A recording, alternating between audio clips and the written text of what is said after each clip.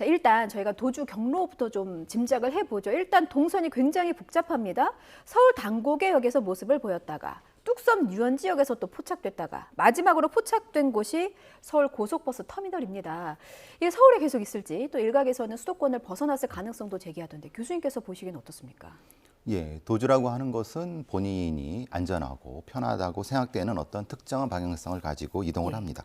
그리고 거기에 대한 걸 추정하기 위해서는 그가 생각하고 있는 범죄 유형을 먼저 분석을 해야 됩니다. 예. 김길수는 성범죄 전력이 있고요. 그것도 상당히 형량이 높은 형태인 거고 특수강도, 그러니까 주로 대인 범죄 유형입니다. 예. 대인 범죄 유형은 사람 속에 숨어서 어떤 기회를 포착하는 유형에 가깝습니다. 그러니까 뭐 강원도 산으로 도망가서 거기 비트를 파고 뭐 그런 형태는 대물형 혹은 공간형이라고 부르는 거고 예. 이 경우는 대인형 혹은 대인 유착형이라고 부르는 게 맞을 것 같습니다. 그래서 지금 김길수가 보시면 아시겠지만 의정부에서 다시 남쪽으로 갔다가 다시 위쪽으로 갔다가 뱅뱅 도는 느낌을 가지시죠. 예. 그러니까 사람 속에 섞여 있고 식당에서 뭐 별 뭐 없이 그냥 밥도 먹고 뭐 국수 먹었다고 하는데 돌아다니면서 예.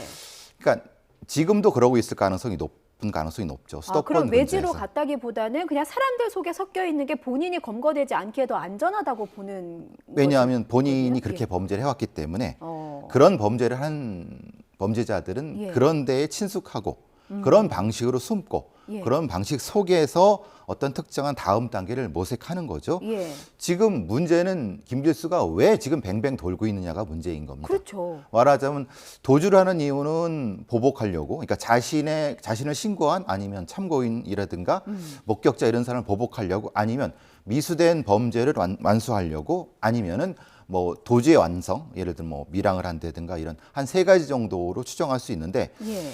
도주의 계획이 좀 불비합니다. 그리고 지금 공간적으로도 사실은 약간 반복되는 경향이 있습니다. 그렇다고 보면은 무엇인가 기다리고 있는 것이 아닌가. 말하자면 시기를 기다리고 있거나, 시기라고 하는 것은 아시다시피 뭐 밀항 같은 경우는 단번에 되는 것이 아니기 때문에 예. 그런 시기를 기다리고 있거나, 아니면 돈이라든가 도피 자금의 형성 부분을 기다리고 있거나, 이런 조금 대기하는 느낌이 듭니다. 이렇게 계속 반복하고 있으니까, 위아래를 반복하고 있으니까, 그것은 보통 이제 이런 도주라고 하면 한 공간에 숨어갖고 조용히 기다린다고, 이게 사실 보통의, 왜냐하면 노출이 안 되니까요. 그렇죠. 그런데 이 경우는 계속 잠깐씩 노출시키면서 하는 것은 무엇인가를 좀 지금 찾고 있는 느낌이 듭니다.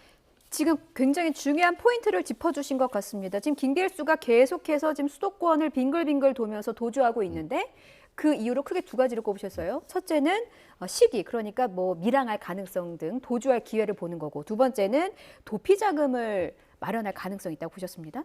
김길수가 이제 그 특수강도 혐의로 붙잡혔을 때 피의자에게 내가 싸게 환전을 해주겠다라는 식으로 속여서 7억 원이 넘는 돈을 들고 도망갔잖아요. 그렇다면 대인 범죄 가능성이 있는 이 상황에서 누군가를 상대로 특수강도를 벌여서 돈을 뜯거나 이럴 가능성이 남아있는 상황이라는 그렇죠. 말씀이신 거죠? 초기에 이제 아마 특수강도라고 하는, 처음에는 이제 환전 사기, 환전 편취 정도를 시도하려다가 어떤 여의치가 않은 상태에서 스프레이를 공격을 했어요. 그러니까 2가지가 애초에 공격을 하려면 흉기를 준비해 갖고 공격한 것이 아니라 스프레이라고 하는, 사실 흉기라고 하기는 애매한 어떤 거를 했단 말입니다. 그러면은 이 김길수가 애초에 범행했던 거는 그것이 아니라 환전 사기 형태의 발전된 형태가 아니겠느냐.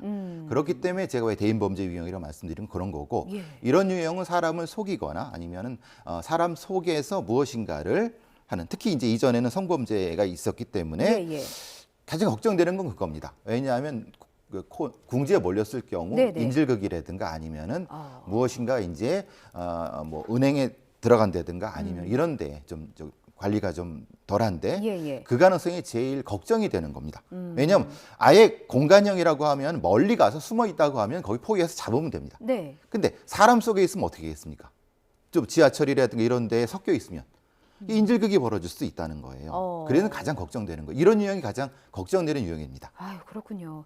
해외로 도피할 가능성이 끊임없이 제기되고 있는데 이제 미란 가능성이 좀 많이 거론이 돼서요. 그럼 어떤 곳을 좀 집중적으로 검문 검색하면 좋겠습니까? 미랑은 기본적으로 뭐 한 1억 5천 정도 있어야 됩니다. 1인당. 아. 뭐 이건 뭐 이제 그냥 예시로 드는 거고요. 예. 근데 지금 자금이 준비가 아직 안 된 부분이 있는 것 같습니다. 그러니까 사실 지인이나 여동생한테 10만 원 이렇게 소액을 빌리는 형태니까 예, 그거는 이제 밥값 정도 빌리는 수준인 것 그렇죠. 같아요. 그러니까 애초에 노출된 것 아닙니까? 예. 애초에 준비가 돼 있고 자금이 준비가 돼 있다 하면 그걸 노출을 안 시키겠죠.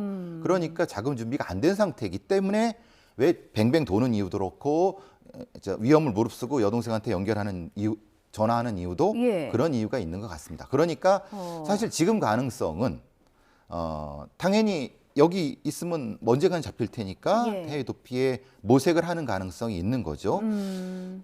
아시다시피 지금은 서해안 남쪽 중간 정도라든가 동해안이라든가 요새는 남쪽은 많이 좀 막혔다고 하는데 예. 그래서 아마 경찰도 그 부분을 참고하고 있을 겁니다. 아, 그렇군요.